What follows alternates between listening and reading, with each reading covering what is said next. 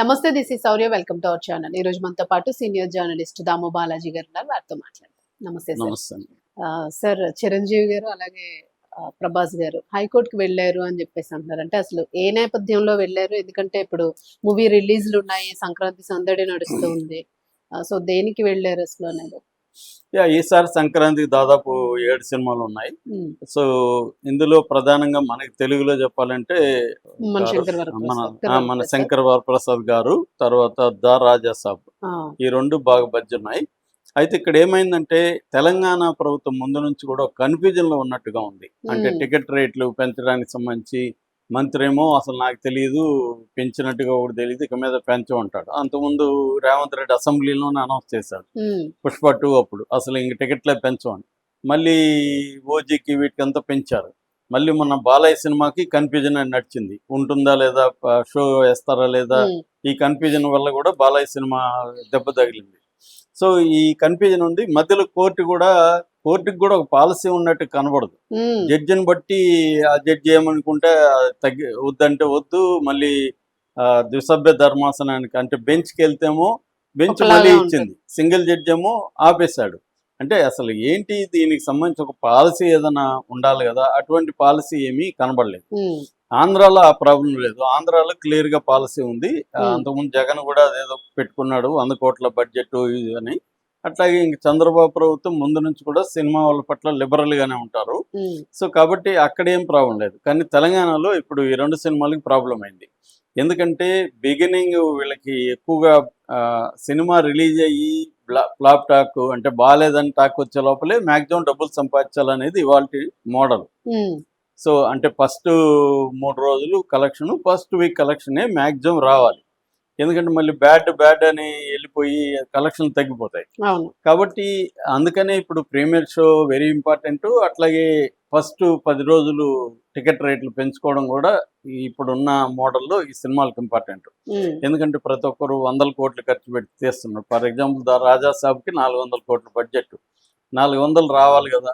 అవును. రావాలంటే ఆ సినిమా బాగలేదని టాక్ వచ్చేసిందంటే రికవరీ కష్టం అవుతుంది. అందుకని మోడల్ ఏం పెట్టుకున్నారంటే ఈ ప్రీమియర్ షోలకి ఎక్కువ కలెక్ట్ చేసుకోవడం, అలాగే 10 రోజులు నెంబర్ ఆఫ్ షోస్ పెంచుకోవడం, టికెట్ రేట్లు పెంచుకోవడం. ఉమ్, ఈ 3 రకాల మెథడ్స్లో ఫస్ట్ 1 వీక్లో 10 డేస్లోనే మ్యాక్సిమం లాగాలనేది ఇవాళ ఉన్న మెథడ్. ఉమ్, ఈ మెథడ్లో భాగంగా మనకు ప్రీమియర్ షోలకు పర్మిషన్లు ఇస్తారు.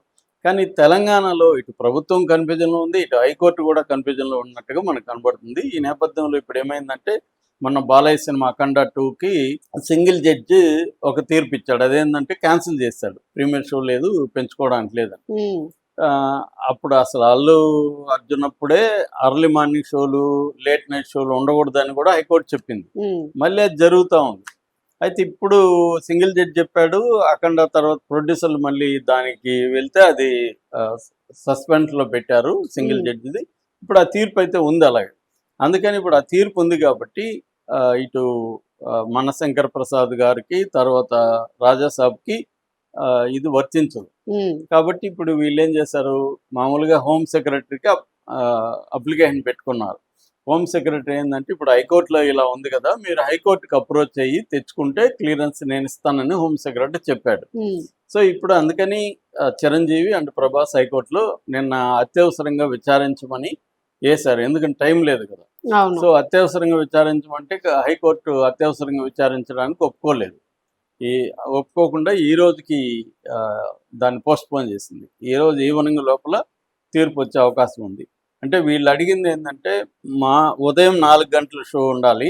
ఇప్పుడు ఫర్ ఎగ్జాంపుల్ రాజా సాబ్ ఉంది, 9th release, 8th night show ఉండాలి.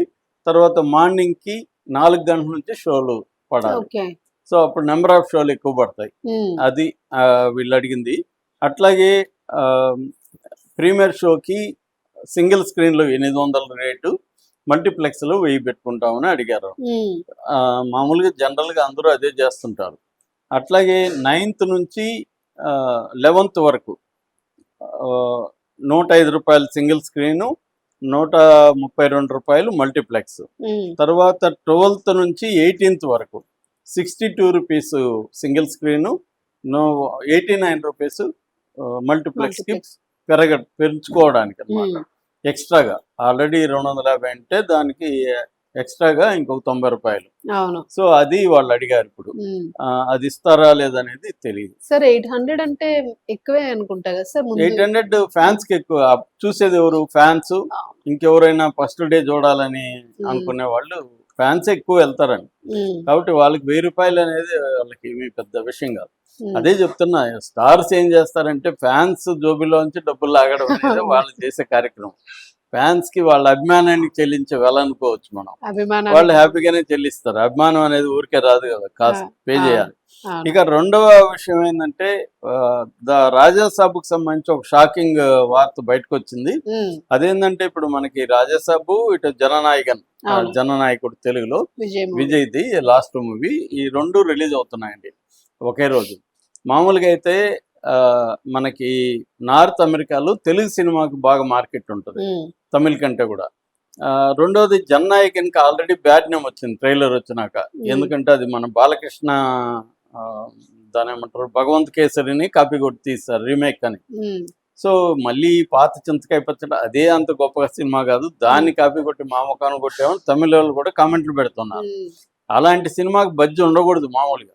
కానీ ఇప్పుడు ఏమైంది, మనం కానీ లెక్కలు చూస్తే ప్రభాస్ సినిమాకి అక్కడ మన నార్త్ అమెరికాలో ఫర్ ఎగ్జాంపుల్ యుఎస్ఏలో 500 జననాయకన్కి 500 థియేటర్లు ఇచ్చారండి. ప్రభాస్ సినిమాకి 1200 థియేటర్లు ఇచ్చారు. అంటే లెక్క ప్రకారం ప్రభాస్ సినిమాకి అడ్వాన్స్ బుకింగ్స్ ఎక్కువ అవ్వాలి, థియేటర్ల సంఖ్య ఎక్కువ, 700 థియేటర్లు ఎక్కువ ఉన్నాయి కాబట్టి.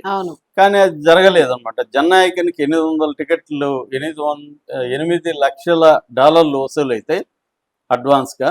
ప్రభాస్ సినిమాకి ఓన్లీ 600 మాత్రమే వచ్చాయి. 600,000 అంటే 6 లక్షలు, 6 లక్షలు, 8 లక్షలు, 2 లక్షలు ఎక్కువ ఉన్నాయన్నమాట. టికెట్ల పరంగా చూసుకున్నప్పుడు జననాయకన్కి 50,000 టికెట్లు బుక్ అయితే రాజాసాబ్కి 20,000 మాత్రమే అయినాయి.